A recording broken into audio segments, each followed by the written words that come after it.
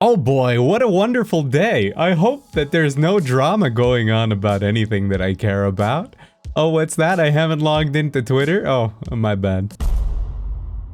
So Starfield has been going through a saga of people just hating it, just trying to make it fail, which I think is incredibly funny. And while I don't support blindly loving something, as I've said before, wait for reviews, some of the lengths that people are going to hate on Starfield are mesmerizing. So as I like to do quite often, I want to take a look at the list of just stupid things and fabrications that people have made about Starfield in just the 4 days that review code has been out for it. And we will be going from the least stupid to the most. And if you're wondering, why are you doing this? It's because it's fun and I'm waiting on some other stuff, so I might as well have a good laugh. So in the strangest one, we had a viral clip of Hassan talking about Starfield. This happened during a live stream. He was watching the Starfield Direct and his chat started saying, you know, praise Todd, almighty Todd, a sentiment that Bethesda fans flip-flop on more often than the Italians change their government. Now, in all honesty, Hassan was simply criticizing the writing. He just unfortunately said, this game is a reflection of the incredible and passionate team that made it. Damn, dude, y'all ride that. You guys are riding the dick of white men. Okay, white men that have lied to you in the past. They've lied to you and they've led you astray and they've hurt your feelings and you're still riding it. I want to make it very clear that I'm not a fan of Hassan. I don't watch his content. I'm not sure what his deal is, but from the few things I've gathered from Twitter, this seems to be very much his shtick. If the message that he actually wanted to say is stop writing big corpa, that's not a bad message. That actually is pretty decent. However, he seems to want to force the white man into it because that's his thing. And now this has spiraled out of control on the internet and being taken as a criticism and saying that if you play Starfield because you are supporting a white guy who has lied to you in the past, that is bad and you are dumb. And if that is what is meant here, that's stupid. And this should move up a couple of spots. However, I think that this is just bait and also probably taken out of context, but I'm also stupid and give the benefit of the doubt to people. So, like everything on the internet, I'm sure that there's a few Hassan specialists that will end up watching this video. If anybody's kind enough to let me know what exactly is his deal and if that's what he meant, go ahead and leave it in the comments. I would greatly appreciate it. But if not, this is definitely the tamest of the stupid things happening in the Starfield drama news cycle. Next up on the list are all of the concerns that people started making about the game going gold and how because it hadn't gone gold and was coming so soon, it must not be ready and the game was going to be a complete disaster. Of course, when Bethesda a couple of days later said that Starfield had gone gold and the next day sent out review copies, all of the people that complained about it not going gold attributed to themselves the credit of the game going gold, which is just insane. So they also started saying that the game wasn't actually gold and that they just did it because we complained that it wasn't gold, so they had to cover their asses, which completely explains the review copies. That corroborates that the game was not ready, and that's why they sent out review copies. That was sarcasm, by the way. Also wanted to shout out this tweet. This is not from a big Twitter guy, so I'm not gonna put the name there, but it says extra extra after announcing that Starfield has gone gold, Microsoft tanks itself in the stock market, laughing emojis. Look how they lose money. This is incredible. They announce gold and when the pre-download starts and they just tank themselves on the stock market, it then shows a 0.52 decrease, as if Microsoft literally only made Starfield and was not a massive technology company. You can't make this stuff up, but the biggest problems and the biggest drama has all happened since the leaks started. And of course, before we proceed, I just want to make it clear, no leak is trustworthy. It doesn't matter if it says something that you want to hear or not.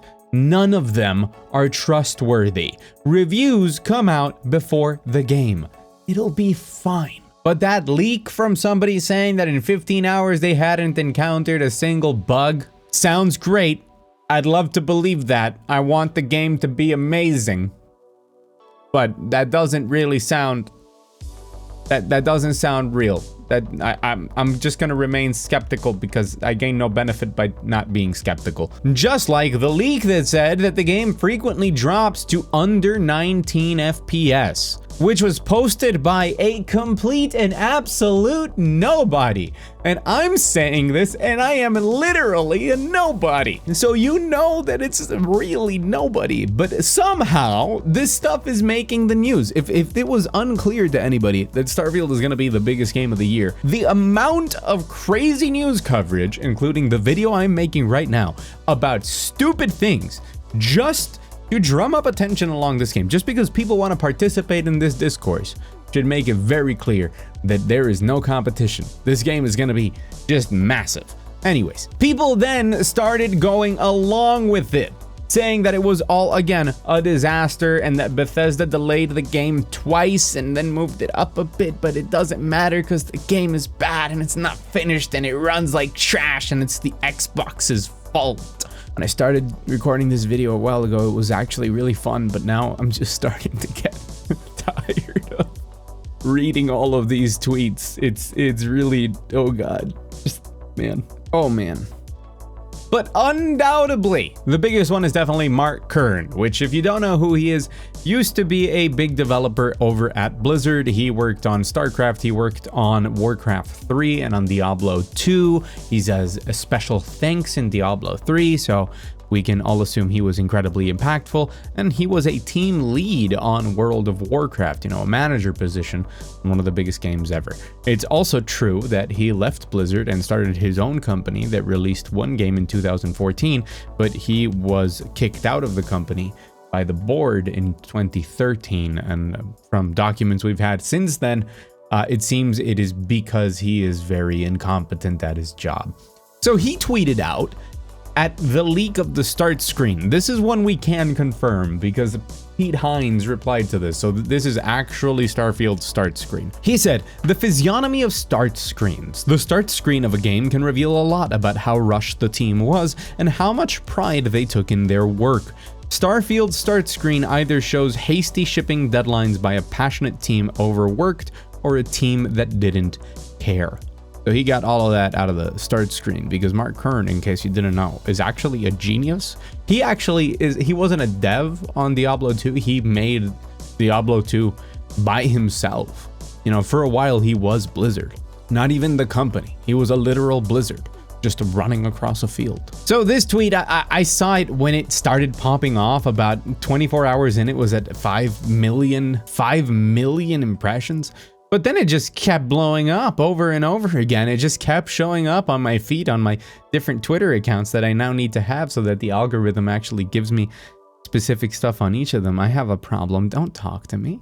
Don't talk to me. But Pete Hines, VP of Bethesda, answered with, "Or they designed what they wanted, and that's been our menu for years and was one of the first things we settled on. Having an opinion is one thing. Questioning out a developer's care because you would have done it different is highly unprofessional coming from another dev." Of the quotation marks on the dev. Pete Hines going absolutely savage on this guy. This is clout chasing to the extreme. I have never seen a more transparent, blatant, clear attempt of somebody just wanting to insert himself into a conversation by using his credibility as a developer to say something incredibly inflammatory.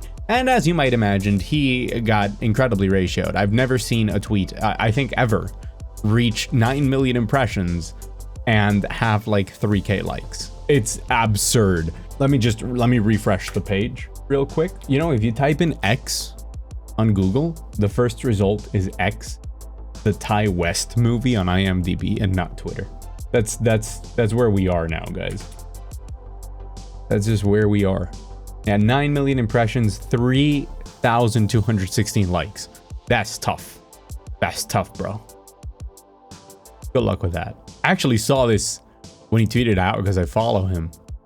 I don't know why I follow him, and I'm gonna keep following him I guess from the old days, I don't know. So yeah, all of this is completely insane. It's incredible to see that the levels of craziness that we are reaching with all of this, with Starfield. Everybody is talking about it, everybody wants to keep talking about it, and everybody's gonna keep talking about it. And in case you were wondering, the fact that everybody that got a review code tweeted out or made a video saying that they got review code is like one of the most genius marketing strategies I've ever seen. All that the gaming space can talk about is Starfield. If you're here at the end, there's two things that I want to say. For everybody that's going to leave a comment below, because I've done videos like this before saying, why are you doing this? You're just amplifying their message. Because it's fun and it's my channel. I enjoy doing it. Do you think I'm amplifying any message? I don't even have 4,000 subscribers. I'm just having a good time. Secondly, Starfield is so big that it's overshadowing some important things.